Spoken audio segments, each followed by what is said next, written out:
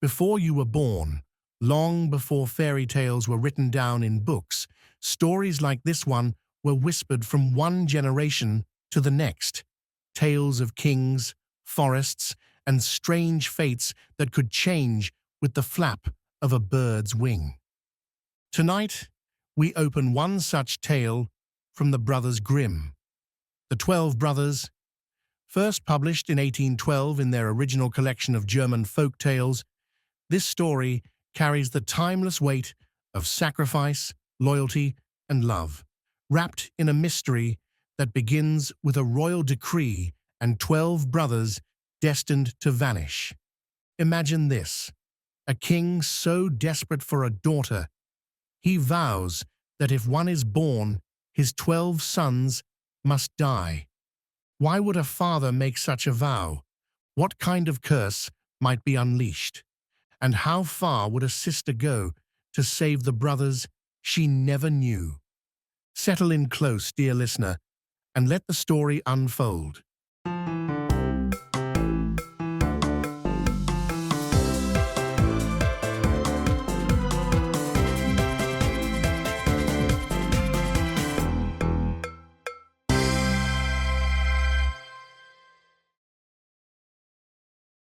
There were once on a time a king and a queen who lived happily together and had 12 children, but they were all boys.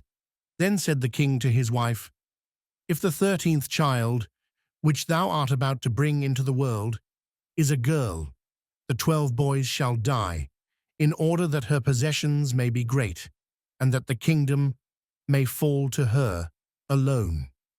He caused likewise 12 coffins to be made, which were already filled with shavings, and in each lay the little pillow for the dead, and he had them taken into a locked-up room. And then he gave the queen the key of it, and bade her not to speak of this to anyone.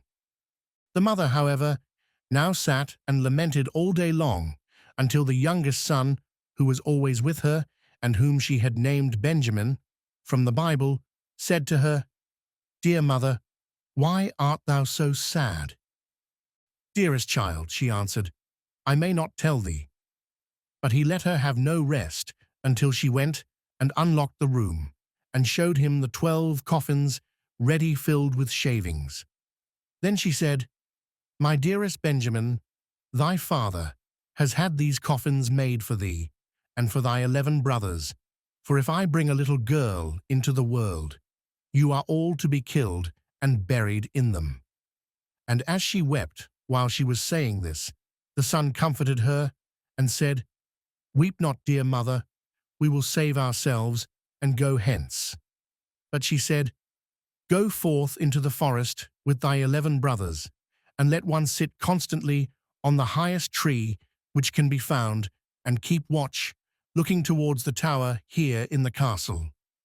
If I give birth to a little son, I will put up a white flag, and then you may venture to come back. But if I bear a daughter, I will hoist a red flag, and then fly hence as quickly as you are able. And may the good God protect you. And every night I will rise up and pray for you.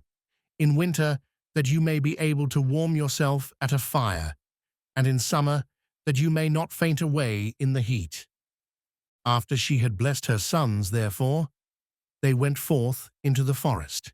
They each kept watch in turn, and sat on the highest oak, and looked towards the tower. When 11 days had passed, and the turn came to Benjamin, he saw that a flag was being raised. It was, however, not the white, but the blood-red flag, which announced that they were all to die. When the brothers heard that, they were very angry, and said, "Are we all to suffer death for the sake of a girl? We swear that we will avenge ourselves.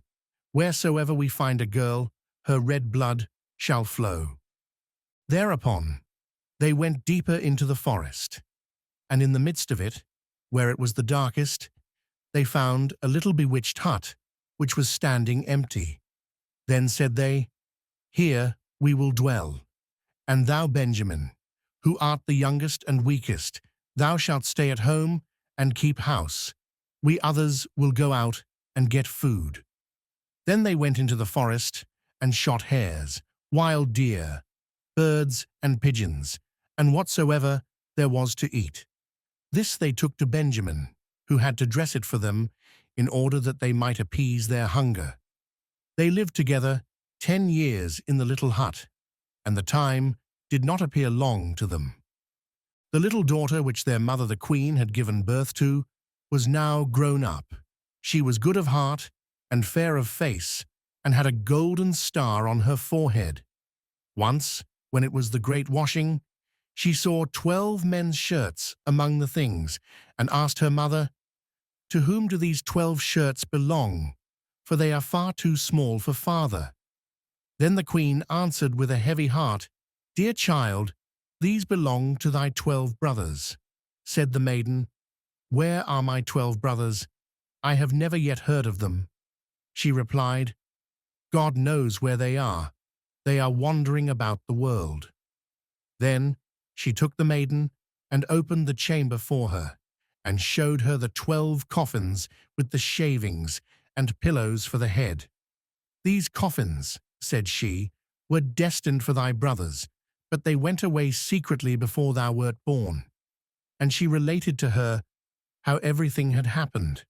Then said the maiden, "Dear mother, weep not. I will go and seek my brothers." So she took the 12 shirts and went forth and straight into the great forest. She walked the whole day, and in the evening she came to the bewitched hut. Then she entered it and found a young boy, who asked, "From whence comest thou, and whither art thou bound?"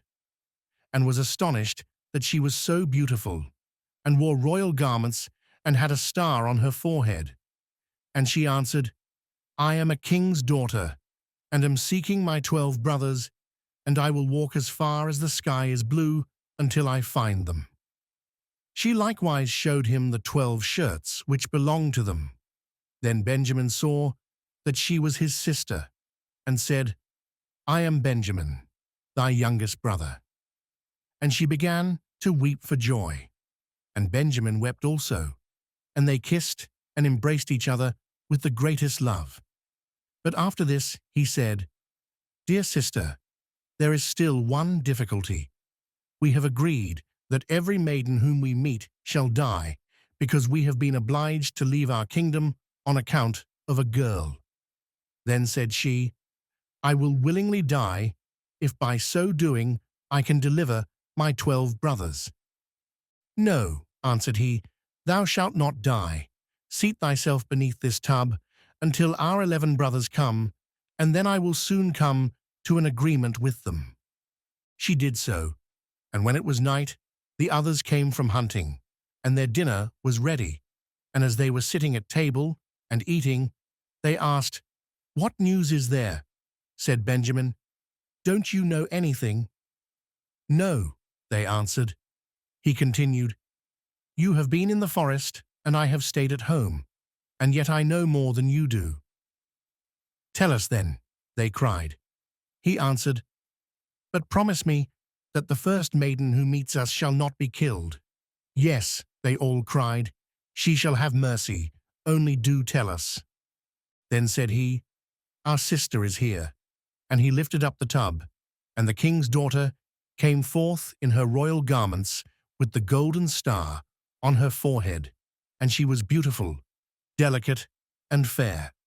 Then they were all rejoiced, and fell on her neck, and kissed and loved her with all their hearts.